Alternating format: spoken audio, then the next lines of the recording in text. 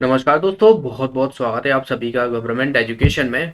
दोस्तों, कई लोगों की डिमांड थी, मेरे पास काफ़ी कमेंट जो है आ रहे थे और मैथ्स का सिलेबस जो है वो क्या है, तो उसके बारे में हम डिस्कस करेंगे। जितने भी टॉपिक हैं इनको आपको कवर करते हुए चलना है और बाकी आपको आगे कुछ भी नहीं करना है। जो मैं यहाँ पर बता रहा हूँ वही चीज़ें आपको फॉलो करना है। वैसे तो मैं ऑलरेडी आपको जो है टेस्ट सीरीज या प्रैक्टिस सेट जो है वो लगवा रहा हूँ। आप देख ही रहे होगे। अगर आपने नहीं देख रहे हो तो यहाँ पर एक आई का बटन आ रहा होगा, उस पर क्लिक करके देख सकते हो, या फिर लिंक आपको डिस्क्रिप्शन में मिल जाएगी, तो वहाँ से भी आप देख पाओगे। लोगों को मन में थी कि कौन कौन से टॉपिक मोस्टली जो है पूछे जाते हैं, कि क्या है कि एकदम से सारी चीज़ें जो प्रैक्टिस करते हो तो टॉपिक का जो है वो डिसाइड नहीं हो पाता है कि इसमें से कौन कौन से टॉपिक हम क्या क्या चीज़ें जो है वो कौन सा टॉपिक हमारा स्ट्रांग है, कौन सा नहीं है, और किस तरीके से आपको मैथ्स की प्रिपरेशन करनी है वो हम इसमें डिस्कस करेंगे। ओके, तो सबसे पहले तो मैं आपको बता दूं, यहाँ पर जो टॉपिक हैं इनको आपको कवर करते हुए चलना है। ठीक है, जैसे कि यहाँ पर सबसे पहले तो नंबर सिस्टम आता है। नंबर सिस्टम में आपको जो है वो लैंग्वेज बेस्ड क्वेश्चन आ जाते हैं, या सीधे सीधे आपको सिंप्लीफिकेशन से ये सब चीज़ें जो है वो आपको नंबर सिस्टम में देखने को मिलती हैं। ओके, तो नंबर सिस्टम हो गया एक तो आपका। आप जो है वो बात की जाए, एचसीएफ हो गया, एलसीएफ हो गया, तो यहाँ से भी क्वेश्चन पूछ लिए जाते हैं। बहुत ही आसान। देखिए, मेनली जो एमपी हाई कोर्ट की तैयारी करते हैं ना, एमपी हाई कोर्ट की जो स्टेनोग्राफर हो गए, असिस्टेंट ग्रेड 3 वाले हो गए, तो जो प्री होता है वो तो क्वालिफाई कर जाते हैं, लेकिन जो मेंस होता है उसमें मोस्टली जो है वो बाहर होते हैं, क्योंकि टाइपिंग जो है वो बहुत अच्छी, करीबन जो है वो किसी किसी की 70-80 वर्ड पर मिनट तक आती है। तो टाइपिंग पे ज़्यादा फोकस करते हैं लोग बाग, तो उनका मैथ्स स्ट्रांग नहीं होता है। जो लोग मैथ्स में स्ट्रांग है वो लोग टाइपिंग में स्ट्रांग नहीं होते हैं। तो ये चीज़ें जो है वो अपन को बैलेंस करते हुए चलना है, दोनों ही चीज़ें, क्योंकि दोनों ही चीज़ें आप प्री निकाल लोगे, मैथ्स नहीं निकालोगे तो कुछ मतलब नहीं निकलेगा, एग्जाम से बाहर हो जाओगे। तो सारी चीज़ें हमें देखते हुए चलना है। तो जैसे कि H C F L C M हो गया, यहाँ पर आपको सिंप्लीफिकेशन से क्वेश्चन पूछे जाते हैं, स्क्वायर रूट वगैरह इनसे क्वेश्चन पूछ ले जाते हैं, आपको नंबर दे दिया जाएगा, ये किसका स्क्वायर है किसका रूट है, ये तरीके से क्वेश्चन पूछ ले जाते हैं। एवरेज से आपको, एवरेज में आपको ज़्यादातर जो पूछी जाती हैं लैंग्वेज बेस्ड क्वेश्चन होते हैं। ठीक है, कि ए बी सी डी का एवरेज इतना है, बी सी का इतना है, तो सी ए का निकालना है, या इस तरीके से जो है वो क्वेश्चन आपको एवरेज में देखने को मिलते हैं। वैसे तो मैं ऑलरेडी आपको बुक प्रेफर कर चुका हूँ कि कौन कौन सी बुक आपको खरीदना है। अगर आपने नहीं देखा तो यहाँ पर एक आई का बटन आ रहा है, उस पर क्लिक करके देख सकते हो। इन बुकों से आपको पढ़ना है, नया अलग से कुछ नहीं करना है। तो आप ये बुक खरीद लीजिएगा, या जो भी आपको पीडीएफ मिल जाए तो पीडीएफ डाउनलोड कर लीजिएगा। पीडीएफ से पढ़ने में अगर आपको सुटेबल लगता है तो पीडीएफ से पढ़ लीजिएगा। ओके, अब देखिए यहाँ पर बात की जाए प्रॉब्लम ऑफ नंबर्स।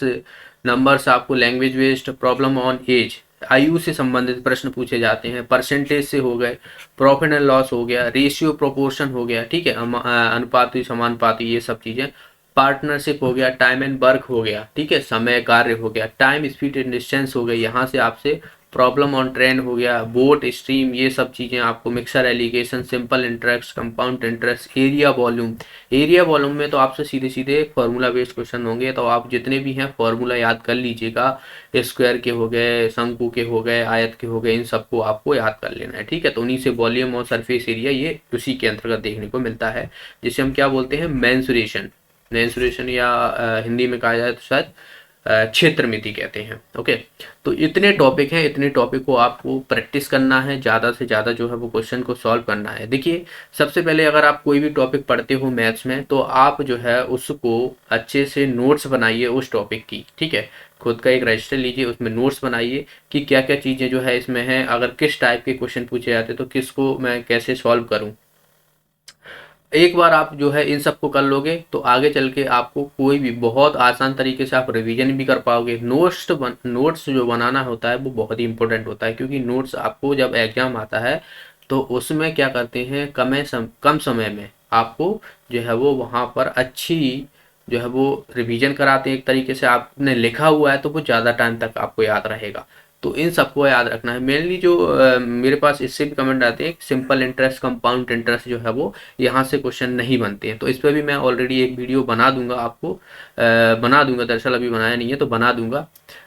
तो सारी चीज़ें यहाँ से डाउट क्लियर हो जाएंगे, जैसे ही मुझे टाइम मिलेगा तो इस पर टॉपिक मैं क्लियर करा दूंगा। ओके, बाकी तो आपको मैं प्रैक्टिस सेट करा ही रहा हूँ। प्रैक्टिस जितना हो मैथ्स की आप प्रैक्टिस करोगे उतनी ही जो है आपकी जो है वो मैथ्स स्ट्रांग होगी। बिना प्रैक्टिस के क्वेश्चन जब आप कोई भी चीज़ आप करते हो, क्वेश्चन फेस ही नहीं करोगे, क्वेश्चन को नहीं देखोगे तो आप कैसे सीखोगे। तो इसलिए मैं बोलता हूँ कि ज़्यादा से ज़्यादा जो है वो चीज़ों को आपको प्रैक्टिस करना है, क्योंकि अलग अलग तरह के क्वेश्चन जो है वो अब एमपी पुलिस कांस्टेबल का है तो उसमें आपने देखा कितने वेरिएंट के क्वेश्चन जो है वो देखने को मिल रहे हैं। ओके, तो आपको उतनी लेवल का तो नहीं आएगा हाई कोर्ट में जैसे एमपी पुलिस कांस्टेबल का, तो उसमें थोड़ा ना एक अच्छा लेवल का पिछले 2000 साल से, तो उसमें ऐसा नहीं आएगा। तो इसमें नॉर्मली क्वेश्चन पूछे हैं, जो मैं करा रहा हूँ उन्हीं को आपको फॉलो करना है, उन्हीं से कोई भी क्वेश्चन बाहर नहीं जाएगा, इतना मैं आपको भरोसा दिला सकता हूँ। अगर आप मेरे सारे वीडियो अच्छे से देखते हो, समझते हो, देखिए कभी भी कोई भी आप वीडियो देखा करो ना, कोई भी क्वेश्चन या कोई भी जीके का हो या मैथ्स का हो या रीजनिंग का हो, आप वीडियो देखते हो तो आपके दिमाग में ये रहना चाहिए कि मुझे 70 से 80% तक यही वीडियो देखकर ही याद होना चाहिए। ये मतलब मेंटलिटी होना चाहिए। लोग जो है वो पीडीएफ मांगते हैं, पीडीएफ शेयर कर दीजिए सर, पीडीएफ से रिवीजन कर लेंगे, अच्छी बात है, ठीक है, रिवीजन में मदद करती है, कोई बात। लेकिन आप जो है वीडियो देख के क्या आप 70 से 80% सीखते हो, ये आपने कभी एनालिसिस किया है? तो ये चीज़ें बहुत ज़रूरी हैं, क्योंकि अगर आप ये चीज़ें नहीं कर पा रहे हो तो वो आपके लिए आगे चल के प्रॉब्लम बन जाएंगी। मतलब आपको वहाँ पर चीज़ें जो है वो आपके दिमाग में नहीं बैठ रही हैं, आप जो है उसको एब्जॉर्ब नहीं कर पा रहे हो। तो कोशिश किया करो कि जो वीडियो मैं आपको बताता हूँ, आपको अगर मान लो एक बार में समझ में नहीं आ रहा है तो 2 बार में समझिए। क्वेश्चन वही आपसे पूछे जाएंगे बार बार, डेटा चेंज हो जाएगा, लेकिन अगर आपको कॉन्सेप्ट क्लियर नहीं है तो आप जो है क्वेश्चन नहीं कर पाओगे।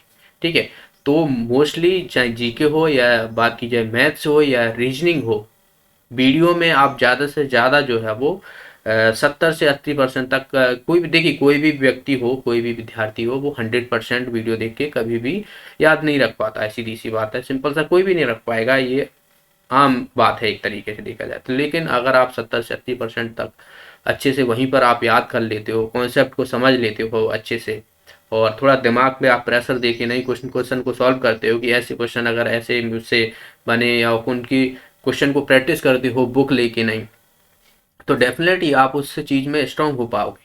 ओके, तो ये सारी चीज़ें हैं, टॉपिक हैं। अगर आपका फिर भी कोई डाउट मिलता है, आपको डाउट होता है कि कोई भी टॉपिक है या किसी से भी संबंधित, तो आप मुझे कमेंट बॉक्स में ज़रूर बता दीजिएगा। ओके, और बाकी मैं आपको प्रैक्टिस सेट कराता रहूँगा। तो मिलते हैं अगले वीडियो में, और वीडियो को लाइक कीजिए, शेयर कीजिए ज़्यादा से ज़्यादा लोगों में।